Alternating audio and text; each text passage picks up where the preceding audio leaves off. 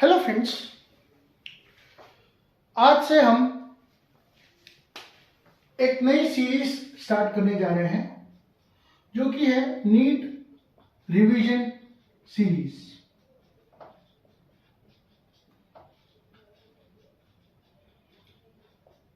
ये series specially उन बच्चों के लिए है जिन्होंने 11th-12th एक बार कर रखी है। That is this series is specially for droppers. जिन्होंने एक बार नीट दे रखा है, उनके मार्क्स या तो आए नहीं हैं अच्छे, या वो अपने सब्जेक्ट को उनको स्ट्रॉन्ग करना चाहते हैं, अपने बेसिक्स को, फंडामेंटल्स को स्ट्रॉन्ग करना चाहते हैं। लेकिन ये जो सीरीज होगी ये सिर्फ ड्रॉपर्स तक सीमित नहीं होगी। मैंने ये डिस्क्लेमर पहले क्यों दे दिया, क्योंकि इस सीरीज में मैं एक सिस्टमेटिक वे में नहीं चलूंगा। मैं आपको पहले एनिमल्स की प्रॉपर्टीज बताऊंगा और प्रॉपर्टीज के साथ आपको इसका इंट्रोडक्शन वाला पार्ट बता दूंगा। लेवल ऑफ क्लासिफिकेशन, सीलोम है कि नहीं है, सिमेट्री कैसी है, ठीक है। ये सब जो स्टार्टिंग लेवल ऑफ क्लासिफिकेशन होते हैं, सर्कुलेटरी सिस्टम ओपन है या क्लोज्ड है, या ऑर्गन लेवल ऑफ क्लासिफिकेशन है, सेलुलर लेवल ऑफ क्लासिफिकेशन है, वो मैं आपको साथ साथ बताता जाऊंगा। तो एक सिस्टमेटिक वे में ना चलकर मैं इसको आपको थोड़ा सा एडवांस लेवल पे लेकर जाने की कोशिश करूंगा। अगर आपको ये वीडियो पसंद आएगा और आपके ये रिस्पॉन्स तय करेगा कि मैं आगे ऐसे वीडियोस और बनाऊंगा कि नहीं। स्टार्ट करते हैं विदाउट वेस्टिंग एनी टाइम। तो हम एनिमल किंगडम से स्टार्ट कर रहे हैं अपना सेशन, और मैं सबसे पहले आपको जूलॉजी खत्म करवाऊंगा, उसके बाद आपको बॉटनी भी टारगेट कराऊंगा। एनिमल किंगडम से हम स्टार्ट कर रहे हैं। अब एनिमल्स क्या होते हैं, उनका क्लासिफिकेशन क्यों किया जाता है, ये बहुत ही एलिमेंट्री क्वेश्चंस हैं, बेसिक क्वेश्चंस हैं जो शायद आपको पता होंगे। नहीं पता है तो एनसीईआरटी पढ़िए। हम स्टार्ट करने जा रहे हैं फाइलम पोरीफेरा से।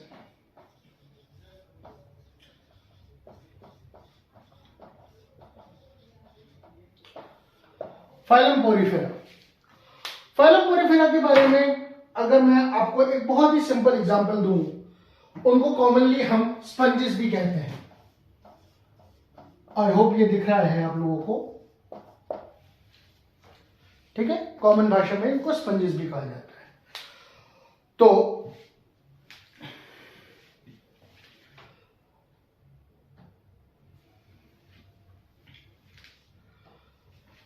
पहला पॉइंट, इसके बाद हम इसमें लिखते हैं दे आर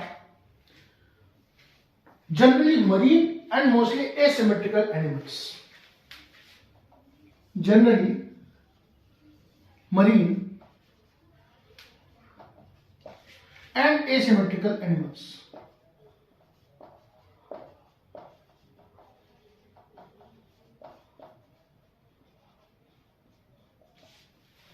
ओके, मरीन का मतलब आप समझते हैं जो कि सी वाटर में पाए जाए,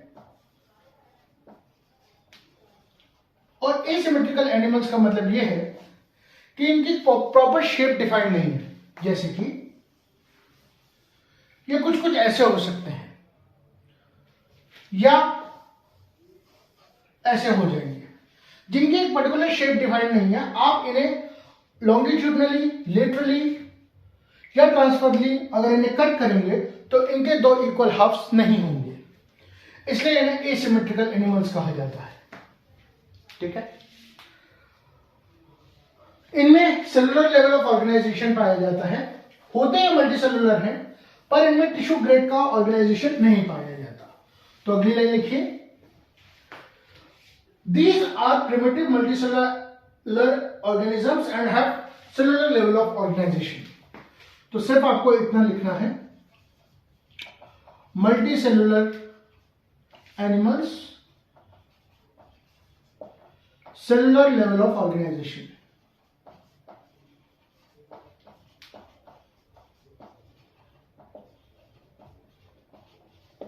ठीक है। नेक्स्ट लिखिए, स्पंजेस हैव वाटर ट्रांसपोर्ट और कैनाल सिस्टम। ये बहुत इंपॉर्टेंट पॉइंट है, इसलिए मैं इसे रेड में लिख रहा हूं। दे हैव वाटर ट्रांसपोर्ट और कैनाल सिस्टम। ट्रांसपोर्ट और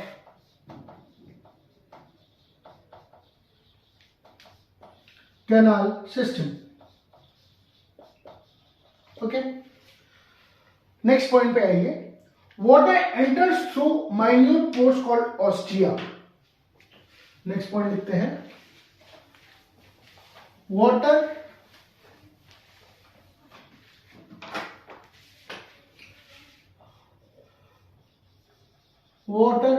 enters through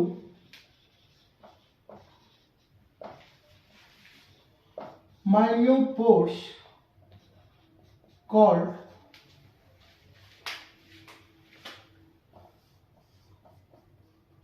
ostia. Let me check the spelling. O-S-T-I-A. हाँ, ostia. In the body wall into central cavity. In the body wall into central cavity called as spongocele. S-P-O-N-G-O S-P-O-N-G-O-C-O-E-L. पहले लिखवा लेता हूं, फिर समझाऊंगा आराम से।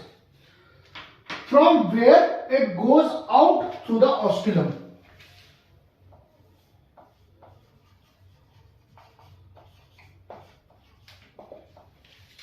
याद कैसे रखेंगे कि अंदर कहां से आया, बाहर कहां से गया?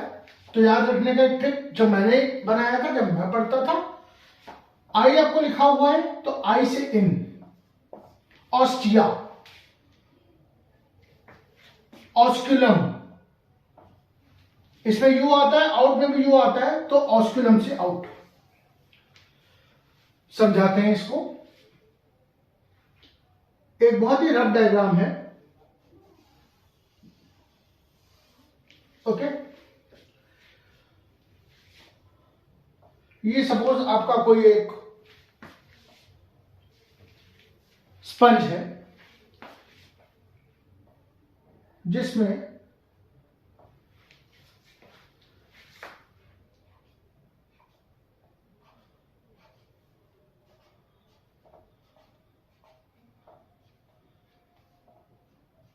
ये कुछ पोर्स है और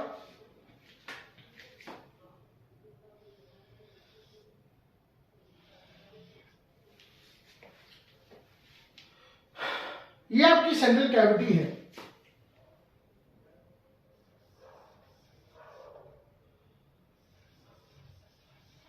जिसे आप स्पंजोसील कहते हैं। वाटर ऑस्टिया के थ्रू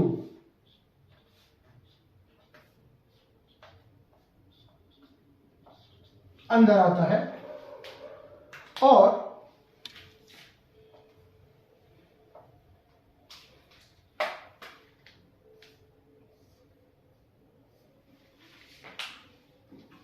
अंदर आएगा, स्पंजोसील में आएगा, ठीक है, और ऑस्कुलम के थ्रू बाहर जाएगा।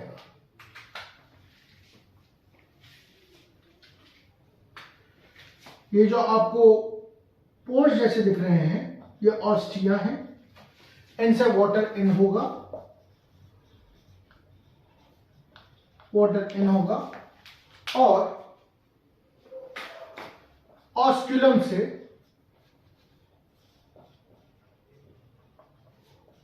वाटर आउट होगा। ये बहुत ही रफ डायग्राम है, ये एक्यूरेट डायग्राम नहीं है, पर मेरे ख्याल से समझने के लिए ये डायग्राम ठीक है। ये पाथवे जो है वाटर का ऑस्टिया के थ्रू अंदर आना, स्पंजोसील के थ्रू मूवमेंट रखना और ऑस्कुलम के थ्रू बाहर जाना, ये बहुत ही इंपॉर्टेंट एस्पेक्ट प्ले करता है पोरिफेरा की लाइफ में। कैसे? हम सब जानते हैं कि किसी भी लिविंग ऑर्गेनिज्म को सरवाइव करने के लिए वाटर, न्यूट्रिएंट्स की जरूरत होती है। साथ में साथ जो वो मेटाबॉलिक वेस्ट इकट्ठा करता है उसे एक्सपेल आउट करने की भी जरूरत होती है। वैसे ही ये जो वाटर कैनाल सिस्टम है ये इसी में हेल्प करता है। नेक्स्ट लाइन पढ़िए। This pathway of water transport, मैं लिखवा ही देता हूं, जो वाटर कैनाल सिस्टम है,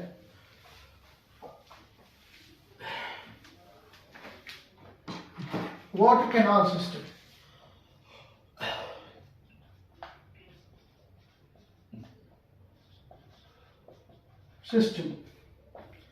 इसमें आगे का पॉइंट हम लिख पाते हैं कि this pathway of water transport,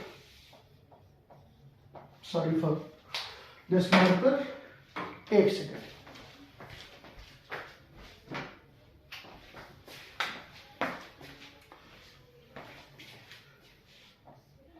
better. This pathway of water transport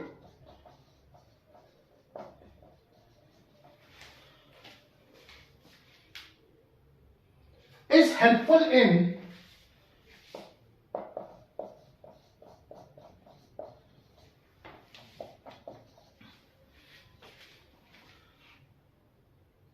food gathering, respiratory exchange and removal of waste. Food gathering,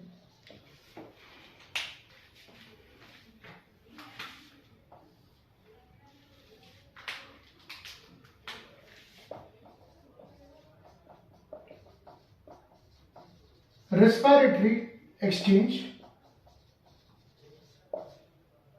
and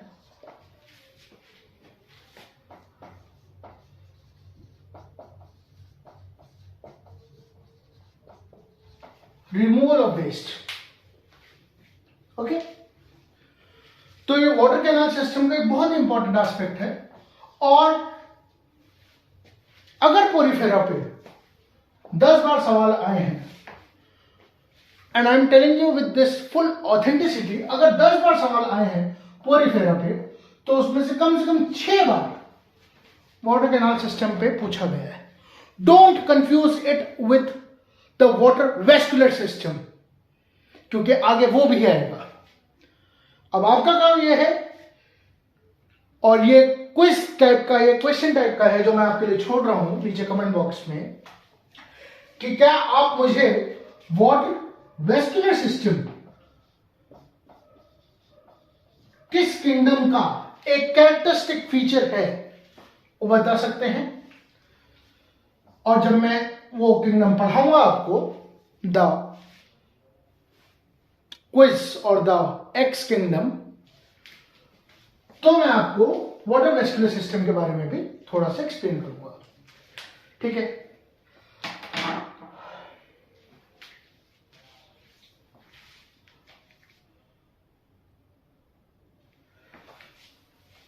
next point लिखिए,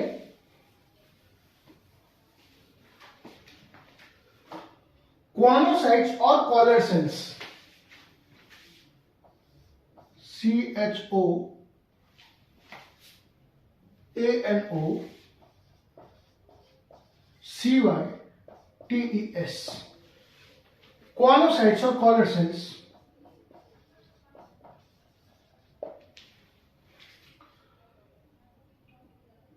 line the spongocoel and the canals.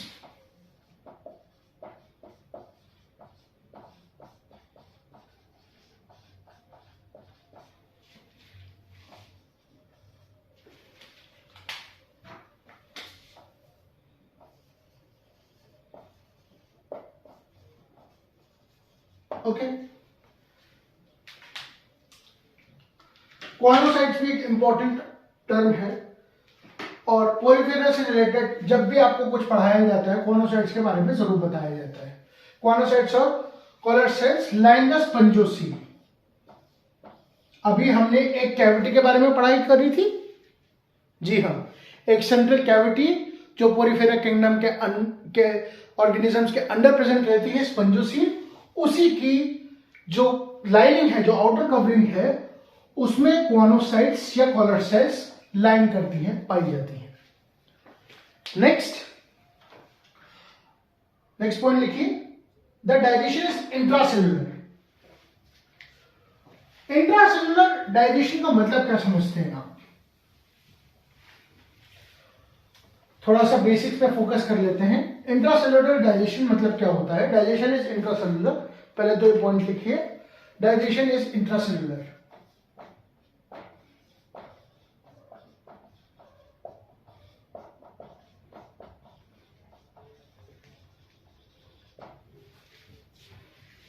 What is intracellular digestion?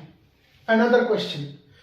मैंने कहा ये droppers के लिए खास करके है, क्योंकि फ्रेशर्स जो बच्चे होते हैं उनके पास शायद 12th के बोर्ड्स भी होते हैं और बहुत सारी चीजें होती हैं, वो भी इस क्वेश्चन को आंसर कर सकते हैं।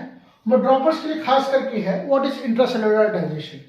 कुछ छोटी छोटी बातें होती हैं जो एग्जाम में कभी कभार पूछ ली जाती हैं, हमें लगता है हमें आती है, बट बेसिक अगर कंसेप्ट ठीक रहेगा तो इसका आंसर भी मैं आपको वाटर वेस्टुलर सिस्टम के क्वेश्चन के साथ ही बताऊंगा। ओके, ये इसका आंसर नेक्स्ट वीडियो में आपको पता चल जाएगा। ओके, नेक्स्ट है, the body is supported by a skeleton made up of spicules और spongin fibres. The body is made up of The body is supported by skeleton made up of body is supported by skeleton made up of the body is supported by skeleton made up of spicules, SPICULES और spongin.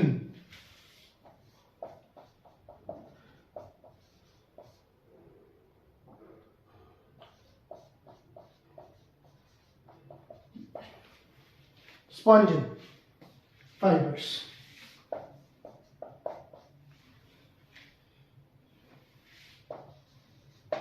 Okay, the body is supported bye skeleton made up of spicules or spongin fibers. Next point लिखिए, sexes are not separate, hermaphrodite. आप biology के student हैं तो आपको ये sign का मतलब तो समझ में आता ही होगा, तो hermaphrodite की जगह अगर आप ये साइन भी बना देंगे तो ठीक रहेगा, और नोट्स शॉर्ट ही रखिए। hermaphrodite का मतलब क्या है, मोस्टली लोगों को पता होगा, जिनको नहीं पता वो समझ लें कि the male and the female gametes or egg and sperms are produced by the same individual.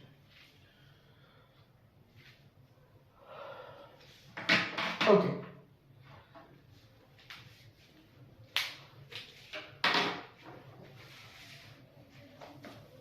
Next point है, sponges reproduce sexually by production of gametes. अभी देखा,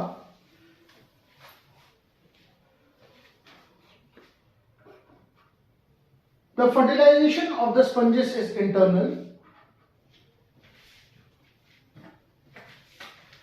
तो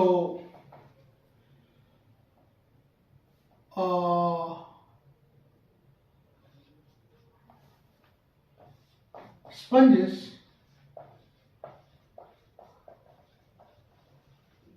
reproduce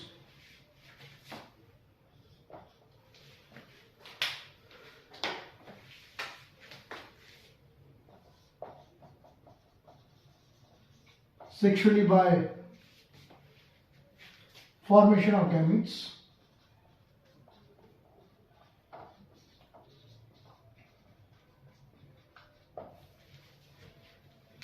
Next, fertilization is internal.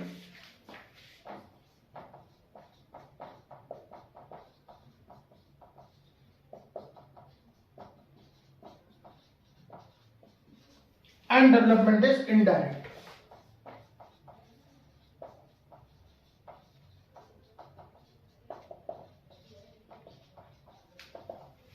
Development is indirect का मतलब यह होता है कि जो यंग इंडिविजुअल है वो अपने पेरेंट्स से 100% रिजेम्बलेंस नहीं शो करेगा, वो लार्वल स्टेजेस के होकर गुजरेगा।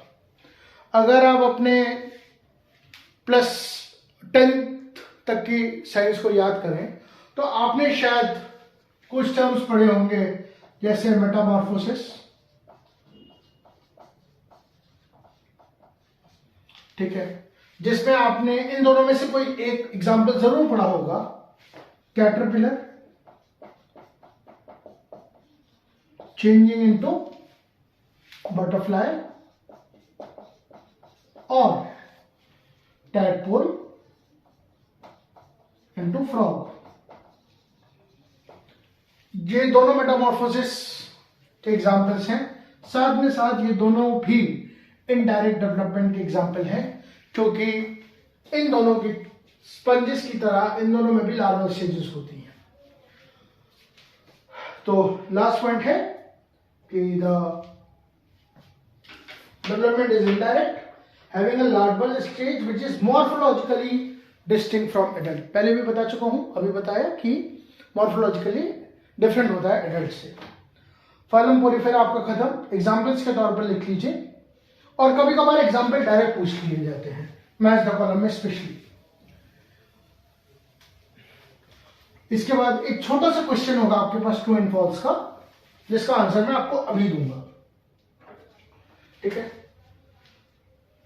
एग्जाम्पल है इसके 3 एग्जाम्पल हैं जो आपके एनसीईआरटी में दे रखे हैं। ऐसे तो बहुत एग्जाम्पल्स हैं पर 3 याद रखिए, साइकॉन,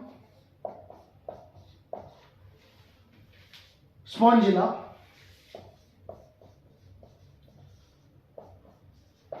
एंड यूस्पॉन्जिया।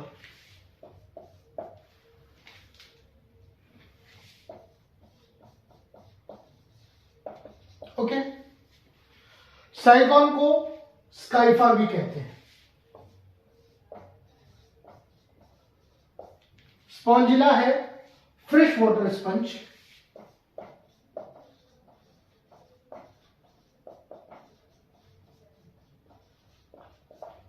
और यूस्पॉन्जिया है bath sponge.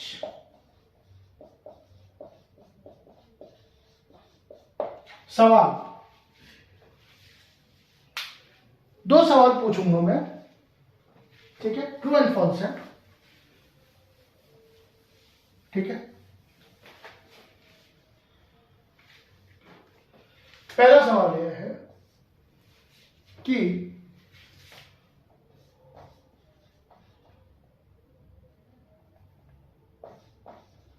Porifera do not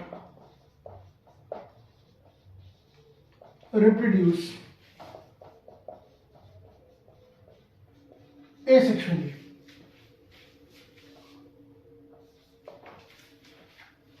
दूसरा सवाल है, all members of Porifera are marine. ये ट्रू एंड फॉल्स क्वेश्चन है, और इसका जवाब आप वीडियो पॉज कर सकते हैं, 5 मिनट 2 मिनट सोचिए इसके सवाल के बारे में, 1 मिनट सोचिए, 1-2 मिनट सोचिए, वीडियो पॉज भी कर सकते हैं आप ज्यादा सोचने के लिए।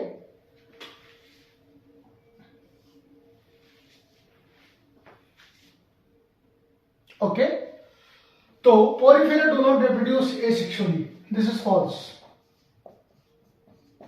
दे do reproduce asexually, they do reproduce asexually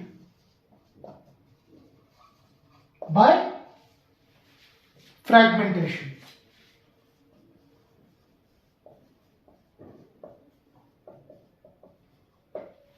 ये एक इंपॉर्टेंट पॉइंट है, इसमें सवाल बन सकता है, हो सकता है पहले कभी बना भी हो, अभी बन सकता है।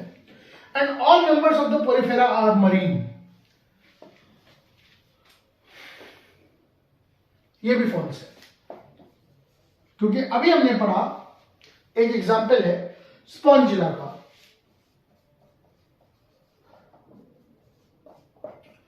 जो एक फ्रेश वाटर स्पंज है। इससे हमें क्या समझ में आता है? इससे हमें दो चीजें समझ में आती है। पहली बात तो एनसीईआरटी की एक एक लाइन को ध्यान से पढ़ना है। दूसरी बात, एक जनरल रूल है, अगर आप आगे बायोलॉजी पढ़ें, मेडिसिन पढ़ें या बायोलॉजी से रिलेटेड कोई भी सब्जेक्ट पढ़ें, जब भी ऑल नाम का शब्द आए थोड़ा सा उसको फोकस होकर कॉन्शियस होकर पढ़ें, क्योंकि बायोलॉजी में अक्सर ऐसा देखा गया है कि ऑल चीज नहीं होती, एक आध एक्सेप्शन आपको मिल ही जाएंगे।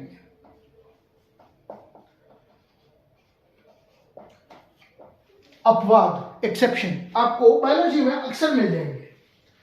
All members of the Porifera are marine नहीं। अगर आप एनसीईआरटी की लाइन भी देखें या स्टार्टिंग में भी देखें तो मैंने आपको क्या लिखवाया है, दे आर जनरली मरीन, ज्यादातर मरीन होते हैं, पर कुछ फ्रेश वाटर भी होते हैं जैसे कि स्पॉन्जिला।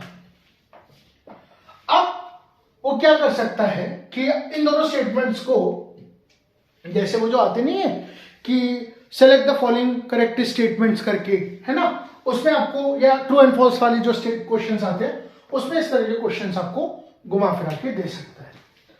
तो हमने पोरिफेरा के बारे में बेसिकली कुछ चीजें पढ़ी। सबसे पहली बात तो पोरिफेरा को हम स्पंजेस कहते हैं। दूसरी बात, ये जो है मोस्टली मरीन होते हैं। तीसरा, एक बहुत important point, water canal system, water vascular system नहीं, कैनाल सिस्टम। ये दो टर्म्स बहुत कंफ्यूजिंग हैं। बहुत बड़े बड़े लोग जो बहुत इंटेलिजेंट हैं वो भी गलती करते हैं इनमें, इसलिए ध्यान रखिएगा। वाटर कैनाल सिस्टम होता है, ऑस्टिया के थ्रू पानी इन आता है, क्योंकि ऑस्टिया में आई आता है तो पानी इनवर्ड्स मूव करता है।